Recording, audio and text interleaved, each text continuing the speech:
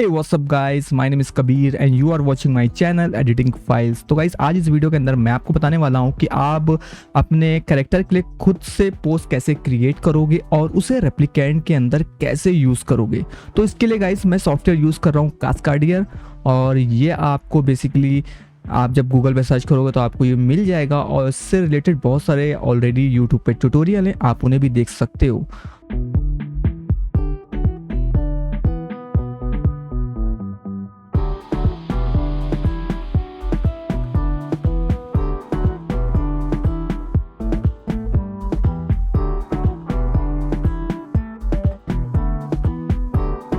तो इस वीडियो के अंदर मैं आपको बेसिकली सब बेसिक बताने वाला हूँ, जिससे कि आप एक परफेक्ट पोस्ट क्रिएट कर पाओगे अपने रेप्लिकेंट के लिए, या किसी भी आप सॉफ्टवेयर में से यूज़ करना चाहो तो यूज़ कर सकते हो। तो सबसे पहले हम जाएंगे यहाँ पर लर्न पर, और फिर हम क्लिक करेंगे सैम्पल्स पर, और यहाँ पे हम ऑप्शन लेंगे UE5 मैनी। तो गाइस यहाँ पे ये कैरेक्टर इस तरीके से लोड होके आ जाता है और ये इसी के साथ बेसिकली मिलता है।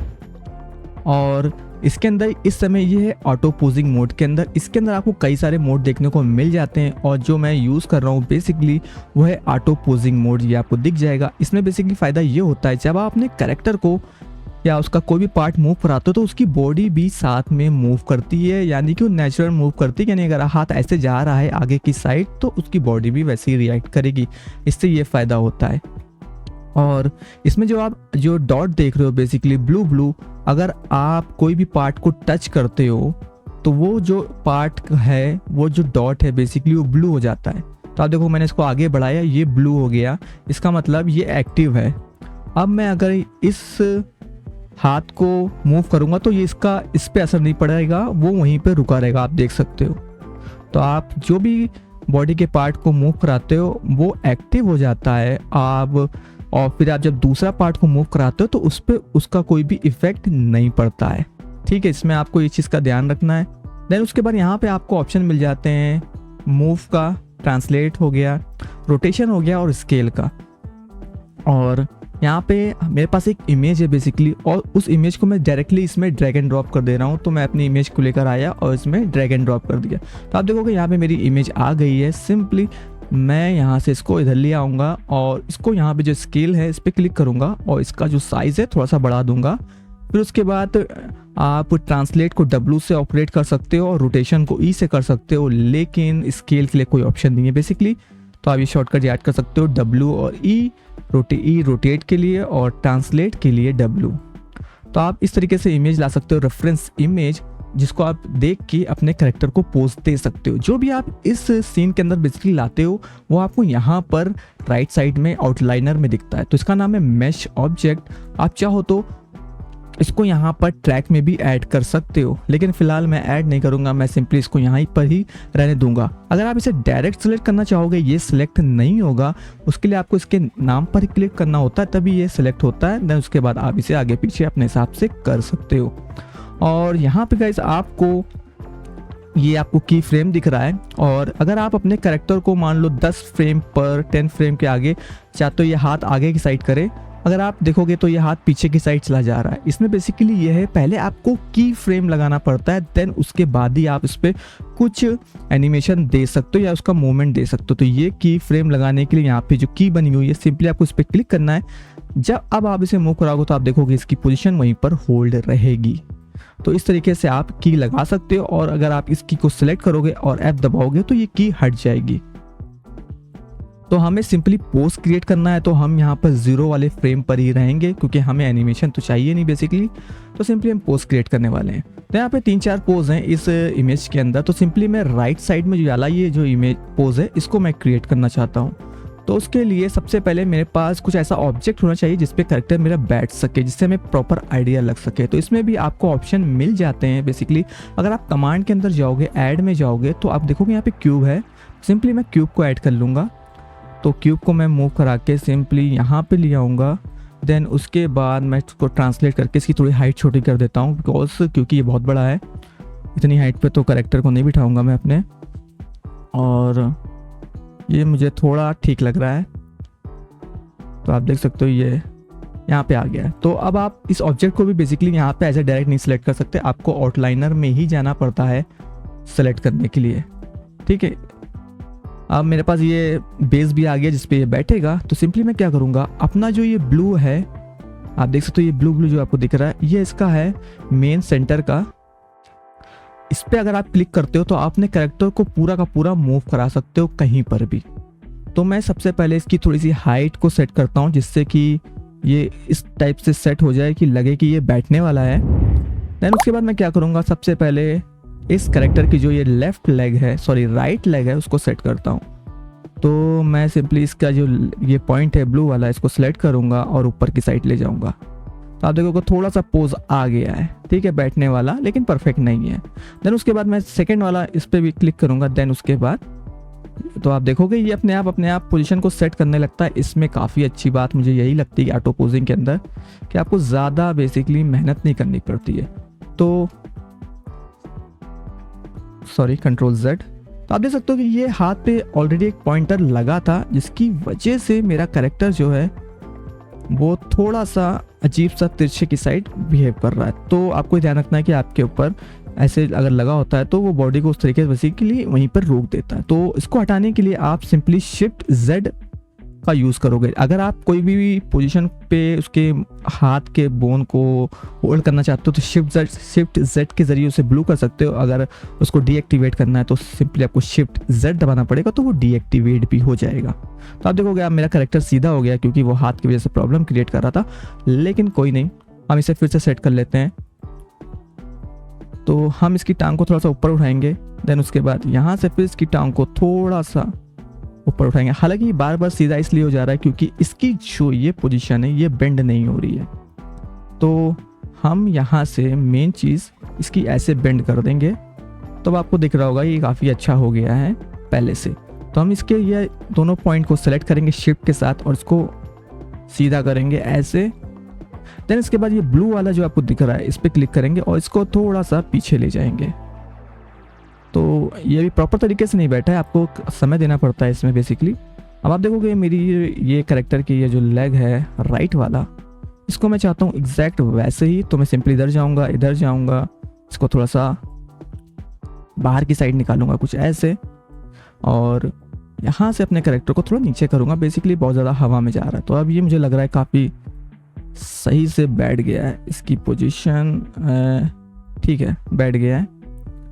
देन उसके बाद जो दूसरी इसका लेग है लेफ्ट वाला, उसको मैं थोड़ा नीचे ले जाऊंगा, क्योंकि ये नीचे की साइड है, ऐसे ले जाऊंगा, ये सिंपली ऐसे रखे हुए हैं। देन उसके बाद इसका ये चीज़ ऐसे मुड़ा हुआ है और ये चीज़ को मैं इस तरीके से बाहर निकाल दूंगा। अब देखोगे मेरे दो पोस्ट तो लगभग तैयार हो गए। आप इसमें ज़्यादा समय दोगे तो आप परफेक्ट क्रिएट कर सकते हो। तो अभी भी मेरा जो ये है ये अभी भी सेट नहीं हुआ है, तो इसको मैं थोड़ा सा फिक्स करता हूँ। तो देखो आप देखोगे मैं इसको सिलेक्ट कर रहा हूँ तो ये ऊपर की साइड नहीं जा रहा है, क्योंकि मेरे यहाँ पे ऑलरेडी की लगी हुई है ब्लू ब्लू है। तो मुझे दोनों को सिलेक्ट करना पड़ेगा। देन उसके बाद ही ये कुछ ऐसा परफॉर्म करेगा। ठीक है, अब ये आ गया ऊपर की साइड, हाथ अपने आप मूव कर रहे हैं, उसकी प्रॉब्लम नहीं है, उसको हम सेपरेटली सेट कर लेंगे। तो पहला हाथ है हमारा जो है वो उसके घुटने के ऊपर है। तो सिंपली हम इसे यहाँ पे लाएंगे और इसके घुटने पे ऐसे रख देंगे।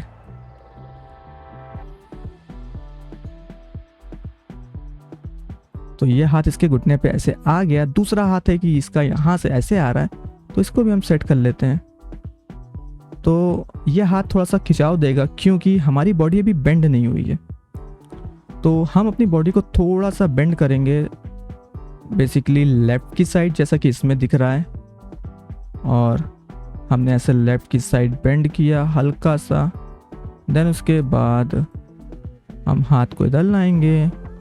देन ऐसे करके अभी भी आप देखोगे हाथ अच्छे से बेंड नहीं हो रहा है, क्योंकि इसकी जो स्पाइन है बिल्कुल स्ट्रेट है। जब आप ऐसे बैठोगे तो आपकी स्पाइन थोड़ी सी मुड़ेगी, तो उसके लिए हमें बेसिकली इसे थोड़ा नीचे झुकाना, थोड़ा नीचे की साइड इसको झुकाना पड़ेगा ऐसे। इसको हम बाद में भी ठीक कर लेंगे, उसकी कोई प्रॉब्लम नहीं है।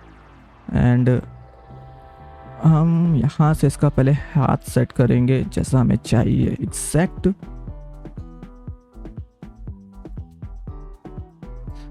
तो मुझे काफ़ी ठीक लग रहा है ये। और आप देखोगे तो ये थोड़ा सा अजीब सा हो गया इसका जो ये बैठने का तरीका है। तो सिंपली इस पर आप क्लिक करोगे थोड़ा बहुत एडजस्ट करोगे ऐसे, आप यहाँ से भी कर सकते हो, और थोड़ा सा आपको यहाँ से और ये जो है बेसिकली आगे की साइड है इसका, ठीक है परफेक्ट, ये मुझे तो ठीक लग रहा है। बेसिकली थोड़ा सा इसका जो ये पीठ है मुझे अभी भी थोड़ी सी अटपटी सी लग रही है, तो इसको मैं थोड़ा सा और आगे की साइड शिफ्ट करता हूँ थोड़ा सा। अब जो इसका फेस है वो उधर की साइड देख रहा है, तो सिंपली आप ऐसे करके सेट करके हेड वाले को उधर की साइड दिखवा सकते हो। ये W से ठीक है, ट्रांसलेट से सेट हो गया। तो ये कुछ इस तरीके का पोज आ गया, लेकिन मेरे हाथ पूरे खुले खुले हैं, तो इन हाथ को भी बेसिकली हम थोड़ा सा एडजस्ट कर लेते हैं। तो उसके लिए हमें यहाँ पे जाना होगा, अगर हम ऑटो पोजिंग मोड में ही यूज़ करना चाहते हैं तो यहाँ पे जब वगैरह हाथ है ऑटो पोजिंग फिंगर, इसको आप ऑन करोगे तो फिंगर आ जाएंगे। अब इसमें क्या होता है कि आपकी जो ये मेन फिंगर है, इसको आप अगर ऑपरेट करोगे तो आपकी सारी फिंगर ऑटोमेटिक ऑपरेट हो जाती हैं, ठीक है। तो मैं क्या करूँगा, पहले वाली इंडेक्स फिंगर को सेलेक्ट करूँगा अपनी मेन, और इसको डायरेक्ट ऐसे ही मूव कराऊंगा, तो आप देखोगे सारी एक साथ मूव हो रही। तो मैं क्या करूँगा, थोड़ा सा सॉरी, इसको ग्लोबल से आप लोकल कर लेना। जब आप अपने हाथ वाथ के जो भी पोजीशन सेट करना चाहते हो तो उसे आप ग्लोबल से लोकल में ज़रूर कर लेना, अदरवाइज वो रोटेट सही से नहीं करेंगे। तो मैं इसे ओके थोड़ा सा और है, इसका अंगूठा अंदर की साइड है, शायद थंब ऐसे है, शायद मे बी हाँ ऐसे ही है। अब मैं जाऊँगा दूसरे वाले हाथ पे, सेम इसके हाथ में तो मैं सिंपली पूरा बंद कर देता हूँ। तो इसमें थोड़ा सा आपको समय देना पड़ता है, तो आप देखोगे कुछ इस तरीके का आ गया शेप, ठीक है। और मेरा जो ये टांग है कैरेक्टर की, इसको मैं थोड़ा सा इसको ग्लोबल कर लूँगा, तो थोड़ा सा बाहर निकाल देता हूँ। तो गाइस इस तरीके से मेरा पोज तैयार हो गया है इस कैरेक्टर का। अब मैं आपको बताता हूँ कि आप इस पोज को रेप्लिकेंट के अंदर बेसिकली कैसे ले जाओगे। तो गाइस उससे पहले हम इस प्रोजेक्ट को सेव कर लेते हैं, तो सिंपली सेव पे करेंगे और इसका नाम दे देते हैं पोज 1, जिससे कि अगर मुझे कुछ चेंजेस करने पड़े बाद में तो मैं इजीली कर सकूं। तो गाइस इसके बाद जो स्टेप है उसके लिए बेसिकली आपको मेरी ऑलरेडी एक जो मैंने वीडियो बना रखी है कि आप रेप्लिकेंट के अंदर कास्केडियर के एनिमेशन को कैसे ले जा सकते हो, सबसे पहले आपको वो वीडियो देखनी पड़ेगी, तो आपको बेसिकली आइडिया लग जाएगा। क्योंकि वो स्टेप जो होने वाला है वो मैं आपको बेसिकली इसके अंदर नहीं बताने वाला हूँ, क्योंकि वीडियो लंबी हो जाएगी। आप उस वीडियो को देख सकते हो, उससे आपको आइडिया लग जाएगा, ठीक है गाइस। तो उस चीज़ को हम स्किप करते हैं और हम जाते हैं डायरेक्ट उसी मैश के ऊपर जो आपको उस वीडियो के अंदर पता चलेगी कि कैसे क्रिएट करनी है। तो यहाँ पे मेरे पास रेप्लिकेंट का ये, तो गाइज ये मेरा रेप्लिकेंट का जो ये स्केलेटन वाला है ये ओपन हो गया है और इस समय ये टी पोज के अंदर है, ठीक है। तो हमें क्या करना है कि अपने जो मैंने यहाँ पे पोज क्रिएट किया है सिंपली, और यहाँ पे की फ्रेम भी लगी हुई है, सारा जो भी पोज है इस की फ्रेम पे है। तो मैं सिंपली इसको सेलेक्ट करूँगा, देन उसके बाद मैं जाऊँगा एडिट के अंदर और यहाँ पे करूँगा रीटारगेटिंग कॉपी। आप इसको देखो लिख कर अभी आ गया रीटारगेटिंग कॉपीड। देन उसके बाद मैं जाऊँगा अपने रेप्लिकेंट के यहाँ पे स्केलेटन वाले में, देन इसका जो एक फ्रेम है फर्स्ट फ्रेम 0 फ्रेम सॉरी, उसको मैं सेलेक्ट करूँगा। देन उसके बाद एडिट में जाऊँगा रीटारगेटिंग पेस्ट। इसमें थोड़ा सा 5-10 सेकंड लगता है, डिपेंड ऑन योर हार्डवेयर। तो आप देखोगे मेरा रेप्लिकेंट का जो स्केलेटन है वो बेसिकली इस पोज में आ गया है। इसके बाद हमें क्या करना है, फाइल में जाना है, एक्सपोर्ट में जाना है, FBX पे जाना है। देन उसके बाद हमारे कर इस जो ये भी है इसमें मैश तो है नहीं, तो इसमें कोई प्रॉब्लम नहीं है। हम सिंपली एक्सपोर्ट पर क्लिक करेंगे और इसका नाम दे देंगे सिट ऑन स्टाइल 2, जैसा भी आपको नाम देना है बेसिकली आप दे सकते हो, सेव कर देना है। तो गाइज मैं आपको बता दूं ये एक्सपोर्ट वाला जो फीचर है बेसिकली ये आपको प्रो वर्जन में ही देखने को मिलेगा और आप डायरेक्टली ऐसे एक्सपोर्ट नहीं कर पाओगे। बाकी आपको जुगाड़ तो पता ही है कैसे करना है। तो अब मैं इसे मिनिमाइज करके रेप्लिकेंट ओपन कर लेता हूँ। तो गाइज मेरा रेप्लिकेंट ओपन हो गया है, तो सिंपली मैं यहाँ पे लोड प्रोजेक्ट स्टार्टिंग प्रोजेक्ट पे क्लिक करके क्रिएट पर क्लिक कर दूंगा। देन उसके बाद मैं जाता हूँ सीन के अंदर, एनिमेशन के अंदर, ठीक है। देन उसके बाद मैं यहाँ पे इसको थोड़ा सा बड़ा करता हूँ बेसिकली, और मैं जाऊँगा मिसलेनियस टैब के अंदर और FBX एनिमेशन इंपोर्ट पे जाऊँगा।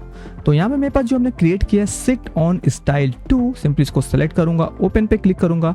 मेक श्योर कि यहाँ पे आपका रेप्लिकेंट सेलेक्ट होना चाहिए, अदरवाइज ये काम नहीं करेगा। रेप्लिकेंट सेलेक्ट है, आपको सिंपली इंपोर्ट पर क्लिक करना है, तो आप देखोगे इंपोर्ट कंप्लीट लिख कर आ जाएगा। देन उसके बाद आपको कस्टम पे जाना है, एनिमेशन में रहना है, कस्टम पे जाना है और यहाँ पे लिखा होगा इंपोर्टेड। तो जितने भी आपने इंपोर्ट किए होंगे बेसिकली सारे यहाँ पर शो करेंगे। तो मैं सिंपली अपने इस कैरेक्टर को इस टाइमलाइन के अंदर ऐड कर लेता हूँ। अब ये मेरा कैरेक्टर ऐड हो गया है और यहाँ पे सिट ऑन स्टाइल देखिए 2 नाम से मैंने जो क्रिएट किया था वो यहाँ पर शो हो रहा है। इससे पहले मैंने ऑलरेडी एक बनाया था, वो सिट ऑन स्टाइल के नाम से था और सिट ऑन स्टाइल 2 के नाम से जो अभी आपके सामने बनाया। सिंपली मैं इसको ड्रैग एंड ड्रॉप करके यहाँ पे डाल दूंगा, तो आप देखोगे मेरा कैरेक्टर बेसिकली अच्छे से पोज में आ गया है, जो कि देखने में भी काफ़ी ज़्यादा अच्छा लग रहा है। ठीक है, आपको भी देखने में अच्छा लग रहा होगा। तो इसको थोड़ा सा फील देने के लिए बेसिकली हम ऑल पे जाएंगे, यहाँ पे टाइप करेंगे रॉक।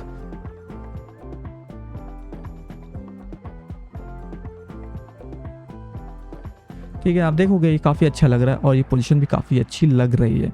अगर मैं चाहूँ तो अपने कैरेक्टर के अवतार को मेटा ह्यूमन में चेंज कर दूँ तो ये और भी अच्छा लगेगा। तो सिंपली मैंने मेटा ह्यूमन सेलेक्ट कर लिया। तो आप देख रहे हो काफ़ी ज़्यादा इंटरेस्टिंग लग रहा है, लुक भी काफ़ी अच्छा आ रहा है। कई बार गाइस हो सकता है कि आपका जो एनिमेशन जो आप एक्सपोर्ट करके लाए, तो आप देखोगे इसका हाथ जो है वो बेसिकली इसके जो घुटना है उसके अंदर घुसा जा रहा है। तो उसको फिक्स करने के लिए अपने कैरेक्टर को सिलेक्ट करना है, अवतार वाले सेक्शन में जाना है। देन उसके बाद आपको मिलेगा आर्म स्पेस, सिंपली आप इसको इंक्रीज करो वैल्यू, तो आप देखोगे हाथ थोड़ा सही होना शुरू हो गया है और जहाँ पे आपको लगे फिक्स हो गया है तो इस गुड। तो गाइज ये वीडियो था, बेसिकली आप अपने खुद के पोस्ट क्रिएट कर सकते हो रेप्लिकेंट के लिए और ये काफ़ी ज़्यादा यूजफुल रहते हैं। अगर आप कोई स्टोरी क्रिएट कर रहे होते हो तो आपको बेसिकली रेप्लिकेंट के अंदर इतने पोज नहीं है कि आप के मनचाहा पोज इसके अंदर मिल जाता है। आप सिंपली उससे क्रिएट कर लो, यहाँ पे ले आओ, देन उसके बाद अपने थोड़ा बहुत एनिमेशन या हेड मूवमेंट डाल के आप एक अच्छी स्टोरी क्रिएट कर सकते हो। तो गाइज अगर आपको ये वीडियो पसंद आई हो तो आप इसे लाइक कर दीजिएगा और अगर आप मेरे चैनल पर पहली बार आए हो तो मेरे चैनल को सब्सक्राइब कर लीजिएगा, क्योंकि मैं रेप्लिकेंट और वीडियो एडिटिंग से रिलेटेड वीडियोस लाता रहता हूँ। जब तक ले टेक केयर, बाय बाय, जय हिंद।